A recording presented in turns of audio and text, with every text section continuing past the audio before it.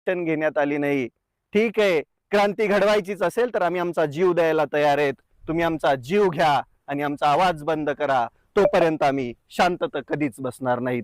शेतकऱ्याची औलाद आहे. मी जास्त दिवस नसणार आहे. का बोलतोय असं? फडणीस आणि त्यांच्या आजूबाजूच्या कुत्र्यांनी ठरवलंय की माझा काटा काढायचा. खूप सारे थ्रेट येत आहेत, धमक्या येत आहेत. खरं बोललं की बुडाला आग लागते.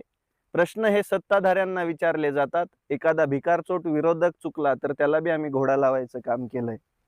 माझ्या छातीवरती कायम तिरंगा आहे. तो फक्त दाखवण्यासाठी, तो जगण्यासाठी आहे. या भारत देशासाठी, या मातृभूमीसाठी मला काहीतरी करायचंय. मला इथल्या सामान्य माणसाचा आवाज व्हायचं होतं म्हणून मी बोलत आहे.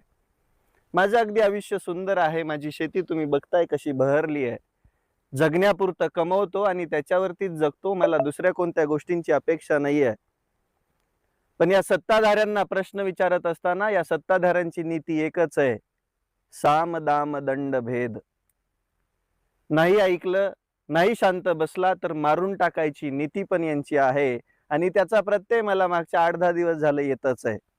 असंख्य धमक्या, असंख्य मेसेजेस, असंख्य कॉल आणि त्याच्यावरती एकच, तुझं आता काही खरं नाही. मग मला फडणवीसांना विचारायचंय की तुम्हाला प्रश्न विचारलेले आवडत नाहीयेत, मग त्या खुर्चीवरती काय झक मारायला बसलात का तुम्ही? एक हाती कारभार करायचा आहे तर मग तुम्ही मुख्यमंत्री झाल्यानंतर सरळ सरळ या महाराष्ट्रात हुकुमशाहीच घोषित करायची ना. सरकारच्या विरोधात बोलायचं नाही, सरकारला प्रश्न विचारायचे नाही, म्हणजे तुमचाच सगळा मनमानी कारभार आणि सामान्य जनतेने काय करायचं असंच. ही कुठली नीती आहे राजकारणाची तुमची? बरं, आम्हाला राजकारण नाही करायचं, आम्हाला फक्त आमचे हक्क मागण्यासाठी तुम्हाला प्रश्न विचारायचेत. कारण की सरकार म्हणजे सामान्य जनतेसाठी मायबापाच्या भूमिकेमध्ये असतं.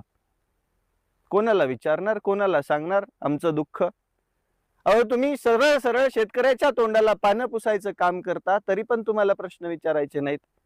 तुमचे आजूबाजूचे बगल बच्चे, तुमच्या जवळची माणसं, तुमचे कार्यकर्ते जो प्रश्न विचारतो तुम्हाला, जे तुमचे मुळव्याध चाटण्यामध्ये व्यस्त आहेत, ते आम्हाला जीवे मारण्याच्या धमक्या देणार. तुम्हाला 1000 वेळा पत्र लिहिलंय मी.